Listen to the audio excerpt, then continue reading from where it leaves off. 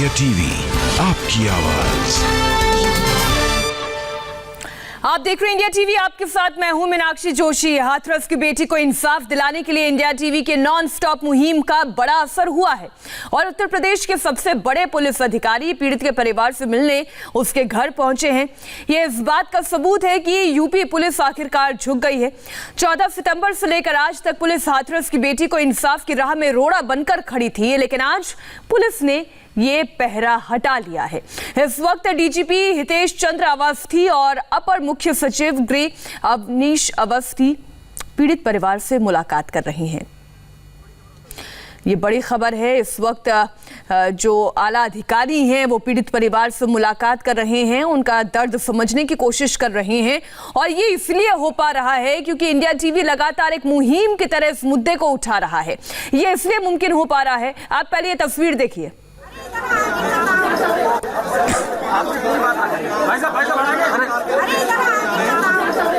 क्योंकि घर के अंदर जो महिला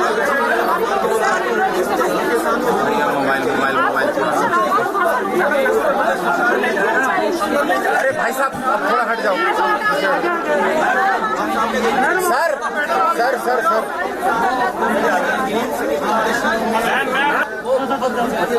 बता दो बस चलते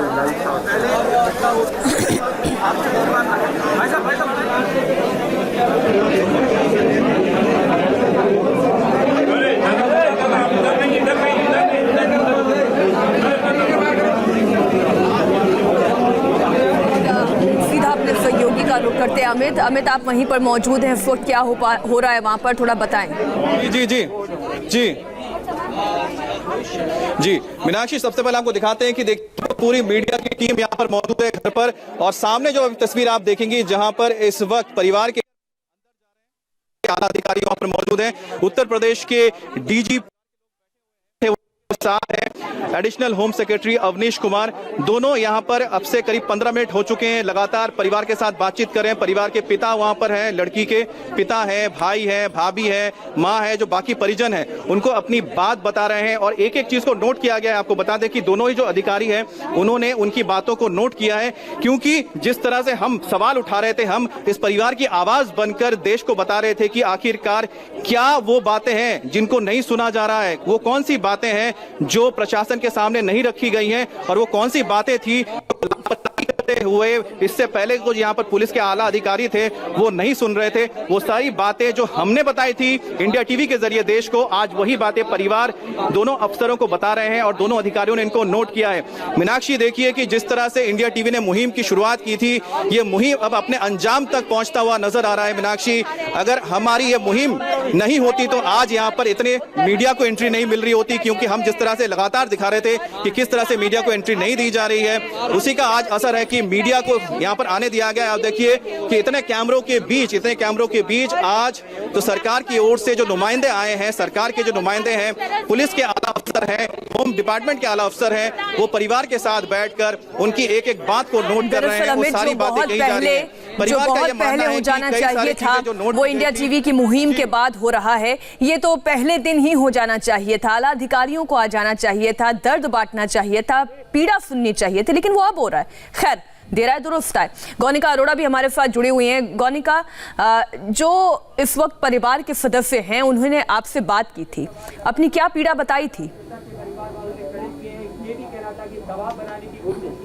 देखिए, परिवार के लोगों से जब हमने बात की तो वो यही कह रहे हैं कि एक तो जब उनकी बेटी के साथ ऐसा हुआ तो उसके बाद किसी ने उनकी पुलिस चौकी में जब वो गए तो वहां पर उनकी किसी ने नहीं सुनी, सही वक्त पर इलाज नहीं मिला, और सबसे ज्यादा मलाल जो उन्हें इस चीज का है कि उनकी बेटी की बॉडी को सीधा उनके घर तक भी नहीं लाया गया और सीधा वहां पर शमशान घाट में ले जाया गया और वहीं पर जाकर उसकी चिता को अग्नि दे दी गई और परिवार का कोई सदस्य वहां पर नहीं था, परिवार को वहां जाने नहीं दिया गया। औरतें वहां जाना चाहती थी, अपने परिवार की बेटी को फूलों से सजाकर अंतिम विदाई देना चाहती थी, लेकिन वो नहीं हो पाया। ये मलाल उनका कहना है कि जिंदगी भर उनके मन में रहेगा और परिवार इस वक्त को थोड़ा सा ढाढ़स बनाने के लिए यहाँ पर पहुंचे, यूपी के डीजीपी पहुंचे, इसके अलावा अपर मुख्य सचिव पहुंचे और अंदर मुलाकात पिछले 15 मिनट से जारी है और यही परिवार की मांग है कि न्याय मिले, इंसाफ मिले, क्योंकि 2 दिन से मीडिया की यहाँ पर एंट्री नहीं थी। उससे पहले मीडिया परिवार से बात कर रहा था। इंडिया टीवी खुद पिछले कई दिनों से यहाँ पर डटा हुआ है। हमारे संवाददाताओं ने खुद यहाँ जाने की अंदर कोशिश की, लेकिन पिछले 2 दिनों से कोई एंट्री नहीं, और जब दबाव बनना शुरू हुआ तो उसके बाद ही आज सुबह मीडिया की एंट्री अंदर की गई और मीडिया के लोगों, इंडिया टीवी ने परिवार से बात की, परिवार के हर सदस्य से बात की और परिवार का हर सदस्य यही कह रहा है कि यही चीज का मलाल है कि उनकी बेटी को वो अंतिम विदाई नहीं दे पाए, और जो इंसाफ है, इंसाफ की मांग वो लगातार करे। उनका कहना है कि 25 लाख नहीं चाहिए, कोई नौकरी या घर नहीं चाहिए, सिर्फ इंसाफ चाहिए और उनकी बेटी की आत्मा को तभी शांति मिलेगी जब इंसाफ मिल पाएगा। बिल्कुल बिल्कुल सही कह रही हैं आप गौनिका, ये पीड़ित परिवार भी बिल्कुल सही और उचित मांग उठा रहा है। आनंद प्रकाश पांडे भी हमारे साथ जुड़े हुए हैं। आनंद, आप भी डे 1 से लगातार इस पूरे मामले को रिपोर्ट कर रहे हैं। नाइंसाफी इस परिवार के साथ कब कब हुई, कैसे कैसे हुई और किस किस चरण पर हुई? मैं आपको उसका जवाब दूंगा, उसके पहले मैं आपको बता दूं जो गांव का जो मेन एंट्री पॉइंट है जहां पे हम खड़े हैं और यहीं से काफिला अंदर गया है और यहां पर समाजवादी पार्टी के कार्यकर्ता लगातार प्रोटेस्ट कर रहे हैं और इसलिए यहां पर पुलिस का भारी बंदोबस्त किया गया है। और जहां तक पीड़िता के साथ अन्याय की बात है तो एक तो यहां का जो पुलिस प्रशासन है उसने यहाँ की बेटियों को सुरक्षित माहौल उपलब्ध नहीं कराया। जब जघन्य अपराध हो गया तो एफआईआर लिखने में देरी की गई, उसकी बात सुनने में देरी की गई, उसका इलाज कराने में देरी की गई और इतना ही नहीं, अंतिम वक्त में परिवार को बेटी का चेहरा नहीं देखने दिया गया और फिर बिना परिवार वालों की मौजूदगी के उसकी चिता जला दी गई। ये तमाम जो गलतियां की पुलिस प्रशासन ने, हाथरस प्रशासन ने, उसका खामियाजा भी उन्हें भुगतना पड़ा है। कुछ हद तक एसआईटी ने जो अपनी पहली रिपोर्ट कल भेजी थी उसमें यहाँ के एसपी और CEO, inspector, head constable suspend हो गए, लेकिन अभी भी कई लोग हैं, कई अधिकारी हैं जिन पर गाज गिल्ली तय है और ये माना जा रहा है कि आज जब यहाँ से डीजीपी और एडिशनल चीफ सेक्रेटरी यहाँ से निकलेंगे परिवार से बात करके, जब जाहिर है और इस वक्त पूरा माहौल जो है वो बहुत ही तनावपूर्ण है, दुखद भी है और तनावपूर्ण भी है। गौनिका, इस वक्त जो आला अधिकारी बैठकर परिवार से बात कर रहे हैं, क्या पूछ रहे हैं, क्या जानना चाह रहे हैं, क्या ढांढस बंधा रहे हैं या अभी भी ब्यौरा लिया जा रहा है? बिल्कुल सांत्वना तो दी जा रही है, लेकिन यही अगर कुछ दिन पहले हो जाता, कुछ दिन पहले ही परिवार की गुहार सुन ली जाती तो इतनी मामला जो है वो इतना ज़्यादा नहीं खिंचता जितना आज स्थिति पर पहुंच गया है। लगातार जो है परिवार यही कह रहा है कि उनकी बात को सुना जाए, उन्हें वो इंसाफ चाहते हैं और आज देखिए इतना दबाव है कि यूपी के डीजीपी खुद यहाँ पर पहुंचे हैं। कल जिस तरह सस्पेंड किया गया, डीएम को सस्पेंड किया गया, इसके अलावा कई बड़े पुलिस अधिकारियों पर कार्रवाई हुई, तो वो साफ तौर पर बताता है कि आखिर किस तरह इंडिया टीवी ने जो मुहिम चलाई कि लगातार परिवार को इंसाफ मिले, उस मुहिम का असर देखने को मिला है। और अब 15 मिनट से ज्यादा का वक्त बीत चुका है कि डीजीपी और अपर मुख्य सचिव अंदर बैठकर परिवार से सारी जानकारी ले रहे हैं, पूरी जानकारी ली जा रही है कि उस दिन क्या हुआ था और यहाँ के एक लोकल अधिकारी को भी बुलाया गया, उनसे भी उनके सामने ही परिवार से बातचीत की जा रही है और हर चीज को नोट किया जा रहा है कि आखिर वो क्या कह रहे हैं, किस दिन की ये पूरी घटना बता रहे हैं, क्या उनकी मांग है, किस दिन उनके साथ क्या क्या हुआ, ये सारी चीजें जो है वो परिवार से जानकारी ली जा रही है और 3:30 बजे प्रेस कॉन्फ्रेंस भी की जाएगी इस पूरे मामले पर। तो जाहिर तौर पर कई बातों की क्लैरिटी होगी, लेकिन जिस तरह पिछले कुछ दिनों में पुलिस का रवैया इस पर रहा है, खास तौर पर पिछले 2 दिनों में, वो काफी ज्यादा निराश करने वाला है कि मीडिया को एंट्री नहीं दी जाती है, क्योंकि मीडिया पिछले कई दिनों से परिवार से बात कर रहा था। तो आखिर पिछले 2 दिनों में ऐसा क्या हो जाता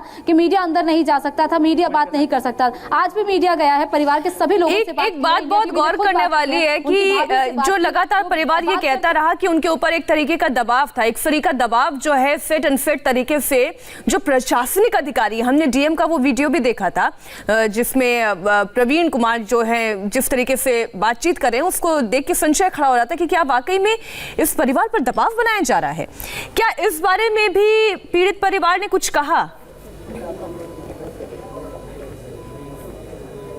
बिल्कुल, पीड़िता की भाभी से मैंने खुद बात की, पीड़िता के भाइयों से हमारे दूसरे सहयोगियों ने बात की और पीड़ित परिवार का यही कहना है कि डीएम साहब आए थे, वो कहीं काफी देर तक यहाँ बैठे रहे और जब तक वो परिवार घर के अंदर बैठे तब तक पुलिस की पहरेदारी और ज्यादा थी, पुलिस जो है वो घर के अंदर भी थी। और उनका कहना है कि डीएम साहब यही कह रहे थे, जिस तरह वीडियो भी हमने देखा है कि आप बार बार बयान बदल रहे हैं, मीडिया आज है कल चली जाएगी, लेकिन हम यहाँ पर है, क्या पता हम भी कल आपकी बात ना सुने। और यही बात परिवार कह रहा है कि इस तरह की बातें अगर घर में आकर की जा रही हैं, तो जाहिर तौर पे एक दबाव बनाया जा रहा है परिवार पर कि आप अपने जो आपने बयान दिया आप उसी पर कायम रहे, आप कुछ और ना कहें, आप अपने बयान को ना बदलें। ये चीजें उन पर दबाव बनाया जा रहा है कि हम आपका साथ दोबारा बाद में नहीं देंगे अगर मीडिया भी चला जाएगा, तो ये कहा जा रहा है, लेकिन मीडिया नहीं गया। लेकिन ये तो बहुत ही हास्यास्पद है गौनिका, ये बहुत ही हास्यास्पद इसलिए भी है कि मीडिया को तो परिवार वालों से बात ही नहीं करने दिया गया।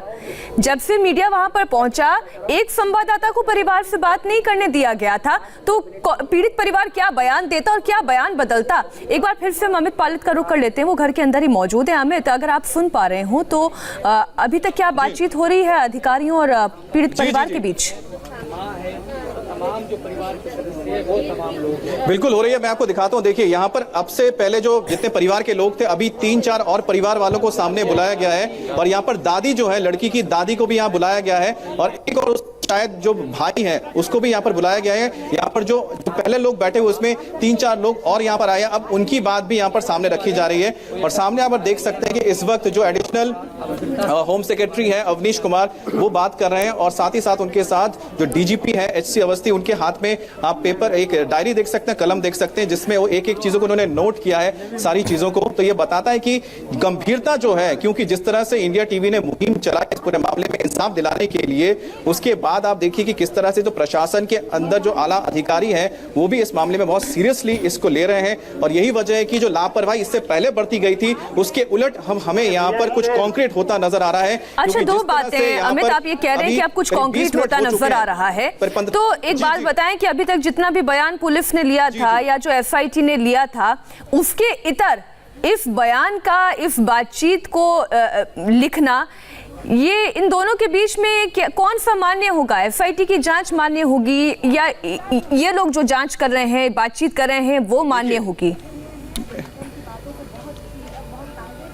देखिए मीनाक्षी, सबसे बड़ी बात यह है कि कौन सी मान्य होगी, इसमें इससे ज्यादा इंपॉर्टेंट ये होता है कि पहले जो लापरवाही हुई थी उसका असर ये हुआ कि जो SP है और बाकी जो यहाँ पर तमाम पुलिस अधिकारियों सस्पेंड कर दिए गए हैं, उनकी जो जांच हुई है।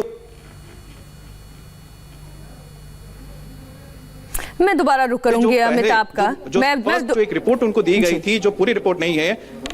जी आप अपनी बात पूरी करें, आपकी आवाज आ गई। जी मीनाक्षी, मैं कह रहा हूं कि आप ये सोचिए कि जो पहले अगर लापरवाही हुई, इसलिए यहां पर जो SP थे, जो बाकी तमाम अधिकारी थे, उनको सस्पेंड किया गया है। उसके बाद SIT बनता है, SIT की जो एक प्रिलिमिनरी रिपोर्ट आती है, उसके बाद आप देखिए किस तरह सस्पेंड कर दिया जाता है। और ठीक उसके तुरंत बाद देखिए कि 2 आला अधिकारी जो DGP हैं उत्तर प्रदेश पुलिस के, SC अवस्थी, खुद यहां पर बैठे हुए हैं। वो आकर यहां पर परिवार से 1-to-1 बात कर रहे हैं। Additional home secretary Avanish Kumar खुद यहां बैठकर 1-to-1 बात करें। परिवार ने जो मुद्दे उठाए, उनका एक पहला ये कहना था कि सबसे रिपोर्ट दर्ज की गई, रिपोर्ट में हमने जो कहा उसको आपने नहीं लिखा। वहां पर रेप की बात नहीं कही गई थी, गैंग रेप की बात को नहीं दर्ज किया गया था। उसको लेकर एक कंट्रोवर्सी ये बात आती है कि जब अंतिम संस्कार किया जाता है तो परिवार को उसमें नहीं शामिल किया जाता है, परिवार पर जबरदस्ती करके यहीं पर गांव के पास उसी दिन, बल्कि जो आप बात कह रहे हैं कि पेट्रोल जलाकर अंतिम संस्कार कर दिया गया, जी पेट्रोल डालकर अंतिम संस्कार किया गया, ये भी पीड़ित परिवार ने कहा। मीनाक्षी नहीं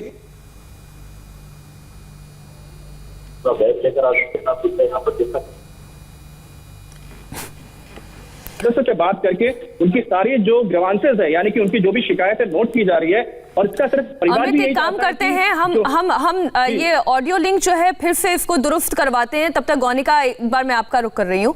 पीड़ित परिवार ने यह भी आरोप लगाया कि उनकी मर्जी के खिलाफ अंतिम संस्कार किया गया और अंतिम संस्कार जैसे करना चाहिए वो नियम भी नहीं माने, पेट्रोल डालकर अंतिम संस्कार कर दिया गया। क्या ये सच है? कैमरे सुबह 6 बजे के बाद में से 7 बजे से सब चालू है। बिल्कुल, पीड़ित परिवार की मर्जी के खिलाफ ही अंतिम संस्कार किया गया, क्योंकि उनका कहना था कि बॉडी को घर पर लाया जाए, वो घर पर शोक मनाए, क्योंकि कुंवारी बेटी थी इसलिए वो उसके अच्छे से फूलों से सजाकर अपनी बेटी की अंतिम विदाई करना चाहते थे। लेकिन उनका कहना है कि ये हक भी उन्हें नहीं दिया गया। एक तो बेटी कई दिनों से अस्पताल में थी, उससे मुश्किल से बातचीत हो रही थी, होश नहीं आ रहा था, और उसके बाद जब ऐसी खबर आती है तो बॉडी को घर पर लाने की बजाय सीधा वहां पर शमशान घाट ले जाया जाता है। परिवार की महिलाएं गाड़ी के आगे तक लेट जाती हैं, वो चाहती हैं कि अंतिम बार उनकी बेटी का चेहरा उन्हें देखने दिया जाए, लेकिन अंतिम बार चेहरा तक नहीं देखने दिया जाता। कितनी दुखद भरी बात है ये मीनाक्षी कि एक माँ अपनी बेटी, अपनी जो बेटी अब इस दुनिया में नहीं रही, उसका चेहरा नहीं देख पाई, एक बाप अपनी बेटी का चेहरा नहीं देख पाया और बिना बेटी का चेहरा देखे, बिना उसे हाथ लगाए, बिना उसे छुए ही पुलिस के लोग उसकी अंतिम विदाई कर देते हैं। हालांकि ये कहा जाता है कि परिवार के ही किसी सदस्य ने की, लेकिन परिवार के हर सदस्य इस बात से इनकार कर रहा है कि परिवार का कोई सदस्य वहां मौजूद नहीं था, ना परिवार की औरतों को वहां पर जाने दिया और ना ही पिता या भाई को वहां जाने दिया। सिर्फ उन्हें वो वहां पर मौजूद नहीं थे क्योंकि उन्होंने उस वक्त अपने आप को घर के अंदर। गौनिका, ये बड़ी ही दुखद परिस्थिति है कि इधर परिवार पीड़ित है, दुखी है, इंसाफ की मांग कर रहा है, वहीं दूसरी तरफ इस मसले को लेकर राजनीति भी जबरदस्त हो रही है। वो तस्वीर भी हम आपको दिखाएंगे। अब ये पुलिस अमला जो है वो एक बार फिर से डीएनडी पर जमा हो गया। क्यों? क्योंकि राहुल गांधी अपने पूरे काफिले के साथ यहां से गुजरने वाले हैं। तस्वीर आपको बताएंगे, एक छोटे से ब्रेक के बाद होंगे फौरन हाजिर।